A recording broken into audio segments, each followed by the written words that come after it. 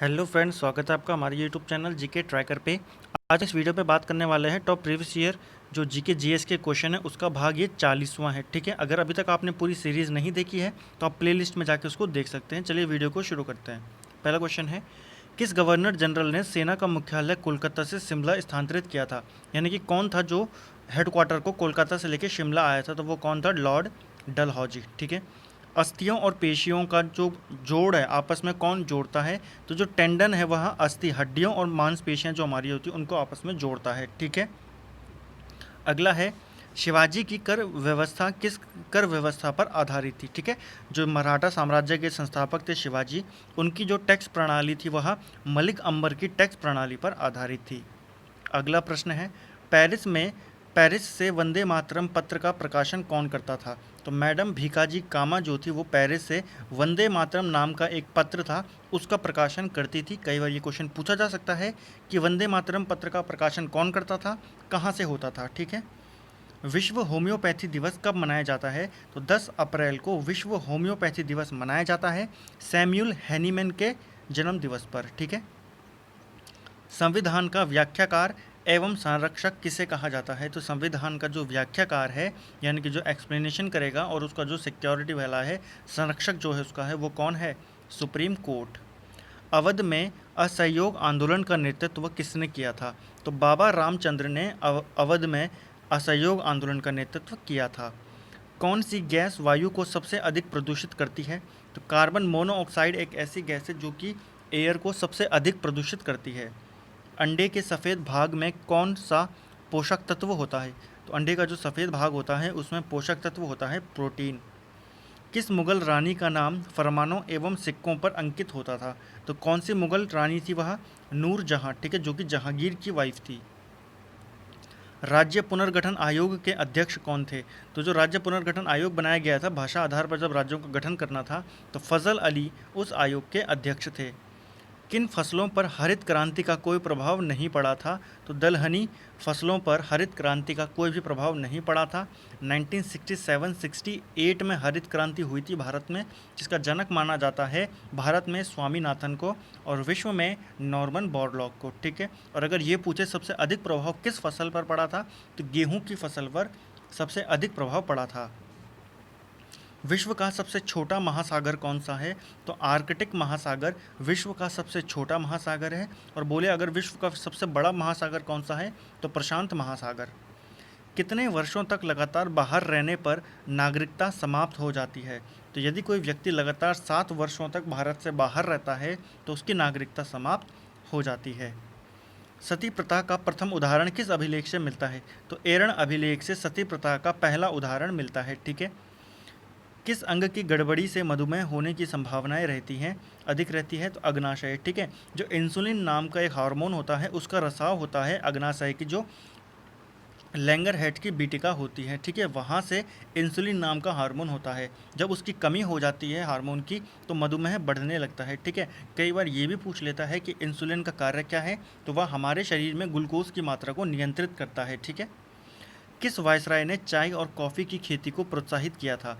तो किस वायसराय ने किया था? लॉर्ड कैनिंग ने ये किया था, जो कि भारत के पहले वायसराय थे। भारतीय संसद की सबसे पुरानी समिति कौन सी है? तो लोक लेखा समिति जो है ये भारत की संसद की सबसे पुरानी समिति है। ठीक है, पीएसी भी इसको बोला जाता है, पब्लिक अकाउंट कमेटी। इसमें टोटल 22 सदस्य होते हैं, जिसमें से 15 लोकसभा से आते हैं और 7 राज्यसभा से आते हैं। क्योंकि इसमें दोनों सदनों के मेंबर होते हैं इसीलिए इसको मिनी संसद भी बोला जाता है। ठीक है। इसका जो अध्यक्ष होता है वो मेनली जो विपक्ष का नेता होता है वो होता है। ठीक है, लोकसभा में जो विपक्ष का नेता होता है वो उसका अध्यक्ष होता है। जैसे अभी वर्तमान में अधीर रंजन चौधरी पीएसी के अध्यक्ष हैं। अगला है, किस वायसराय के काल में विधवा पुनर्विवाह अधिनियम पारित हुआ था? तो लॉर्ड कैनिंग के काल में विधवा पुनर्विवाह अधिनियम पारित हुआ था 1856 में। ठीक है, किसके प्रयासों से हुआ था? ईश्वरचंद विद्यासागर के प्रयासों से। कौन सा कार्बनिक पदार्थ प्रयोगशाला में सर्वप्रथम बनाया गया था? तो यूरिया एक ऐसा कार्बनिक पदार्थ था जो प्रयोगशाला में सबसे पहले बनाया गया था। पुलिस आयोग की स्थापना किसने की थी? ये ऐसे भी पूछा है कि पुलिस आयोग की स्थापना किसके काल में हुई थी? तो लॉर्ड कर्जन के काल में यह हुआ था, ठीक है। और विश्वविद्यालय आयोग भी लॉर्ड कर्जन के ही टाइम पर बना था। द ब्रोकन विंग किसकी रचना है? तो यह रचना है सरोजनी नायडू की, ठीक है। फ्लोरेंस भारत के नाइटिंगेल भी इनको कहा जाता है, ठीक है। और कांग्रेस की ये पहली भारतीय महिला अध्यक्षा थी, ठीक है। 1917 के जो कांग्रेस अधिवेशन हुआ था उसमें इन्होंने कांग्रेस की अध्यक्षता करने वाली ये भारत की पहली जो भारतीय महिला थी वो बनी थी, ठीक है। अगर कांग्रेस की पहली महिला अध्यक्ष पूछे तो वो एनी बेसेंट थी। सरोजिनी नायडू 1925 के कांग्रेस अधिवेशन में अध्यक्ष थी, 1917 में एनी बेसेंट थी, ठीक है फ्रेंड्स। स्वामीनाथन समिति का संबंध किस क्षेत्र से है? तो जनसंख्या नीति से संबंध है स्वामीनाथन समिति का। 2000 में इसका गठन किया गया था। किस भारतीय पहलवान ने कुश्ती में सर्वप्रथम ओलंपिक पदक जीता था? तो के.डी. जादव ने 1952 के ओलंपिक में कुश्ती में यहाँ पर ओलंपिक पदक जीता था। किस वायसराय के काल में मुस्लिम लीग की स्थापना की गई थी? तो मुस्लिम लीग की जब स्थापना की गई थी 1906-1907 के टाइम पर, उस समय भारत का जो वायसराय था वो था लॉर्ड मिंटो द्वितीय, ठीक है। इसी के टाइम पे 1909 में मॉर्ले मिंटो सुधार भी आता है जिसमें पृथक निर्वाचन जो क्षेत्र था वो दिया गया था, ठीक है। तो सांप्रदायिक निर्वाचन क्षेत्र की शुरुआत भी कहाँ से हुई थी? लॉर्ड मिंटो के कार्यकाल से। भटनागर पुरस्कार किस क्षेत्र में दिया जाता है? तो भटनागर पुरस्कार विज्ञान के क्षेत्र में दिया जाता है। भारत में पहली बार जाति आधारित जनगणना कब की गई थी? तो भारत में पहली बार जाति आधारित जनगणना 1931 में की गई थी, ठीक है। अगर पूछे भारत में वैसे नॉर्मल जनगणना कब से शुरू हुई थी? 1872 से लॉर्ड मेयो के टाइम पे, ठीक है। जबकि रेगुलर जनगणना की बात करें तो 1881 से लॉर्ड रिपन के टाइम से यह हर 10 साल में होती है, ठीक है। अगला है किस युद्ध में जीतने के बाद बाबर ने गाजी की उपाधि ली थी? तो खानवा का युद्ध में जब बाबर जीत गया था 1527 में, तब उसने गाजी की उपाधि धारण कर ली थी। अगला प्रश्न है 1490 में स्वतंत्र राज्य के रूप में अहमदनगर की स्थापना किसने की थी? तो मलिक सरवर ने अहमदनगर राज्य की स्थापना की थी। नाइट्रस ऑक्साइड की खोज किसने की थी? प्रीस्टले ने नाइट्रस ऑक्साइड की खोज की थी, यानी कि N2O, जिसको हास्य गैस भी कहा जाता है। किसने की थी? प्रीस्टले ने। व्यापारिक स्तर पर फूलों का उत्पादन क्या कहलाता है? तो फूलों का उत्पादन कहलाता है फ्लोरिकल्चर। चौहान वंश का अंतिम शासक कौन था? तो चौहान वंश का अंतिम शासक था पृथ्वीराज तृतीय या फिर पृथ्वीराज चौहान, ठीक है। 1192 में तराइन के दूसरे युद्ध में यह मोहम्मद गौरी से पराजित हो गए थे, ठीक है। जबकि पहले युद्ध में 1191 में इन्होंने मोहम्मद गौरी को हरा दिया था, ठीक है। चोल काल में भूमि कर उपज का कितना भाग होता था? तो चोल राजवंश था उसके काल में 1/3 भाग टैक्स के रूप में लिया जाता था। प्रकाश का वेग सर्वप्रथम किसने ज्ञात किया था या किसने मापा था? तो लाइट की स्पीड सबसे पहले मापी थी रोमर ने। अमेजन नदी किस महासागर में गिरती है? तो अमेजन नदी जो है यह अटलांटिक महासागर में गिरती है। जीवित मानव शरीर में सबसे कम पाए जाने वाला तत्व कौन सा है? तो वह है मैग्नीज। और सबसे अधिक पाए जाने वाला तत्व है ऑक्सीजन, ठीक है। अगला प्रश्न है नादिर शाह का भारत पर आक्रमण करने का निमंत्रण किसने दिया था? तो ये को होगा। नादिर शाह को भारत पर आक्रमण करने का जो निमंत्रण दिया था वो दिया था शहादत खान ने, ठीक है। 1739 में नादिर शाह ने भारत पर आक्रमण किया था। इसको ईरान का नेपोलियन भी कहा जाता है। और यह शाहजहाँ के द्वारा बनाया गया जो तख्ते ताउस था उसको यहाँ पर ये भारत से लूट कर ले गया था, ठीक है।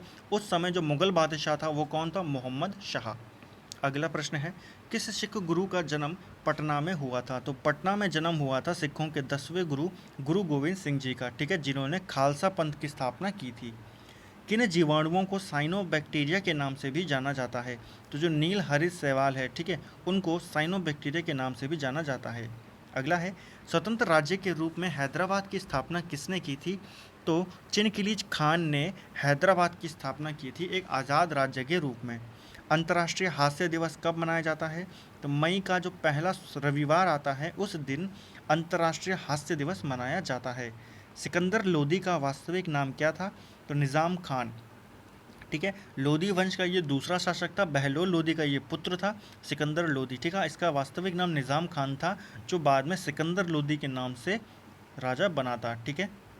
आगरा शहर की नींव किसने डाली थी? तो सिकंदर लोदी ने ही डाली थी। अगला है, राष्ट्रमंडल खेलों का प्रथम आयोजन कब किया गया था? तो 1930 में राष्ट्रमंडल खेलों का पहली बार आयोजन किया गया था। कहाँ किया गया था? कनाडा में। ठीक है। उच्चतम न्यायालय की पहली महिला न्यायाधीश कौन थी? तो वो थी फातिमा बीबी। ठीक है। राष्ट्रीय सांख्यिकी दिवस कब मनाया जाता है? ठीक है, राष्ट्रीय सांख्यिकी दिवस मनाया जाता है 29 जून को। ठीक है। सीएसओ की स्थापना कब होती है? 1952 में। अगला है, सिकंदर लोदी ने किस वर्ष आगरा की नींव रखी थी? तो 1504 में सिकंदर लोदी ने आगरा जो शहर था उसको बसाने के लिए उसकी नींव रखी थी 1504 में।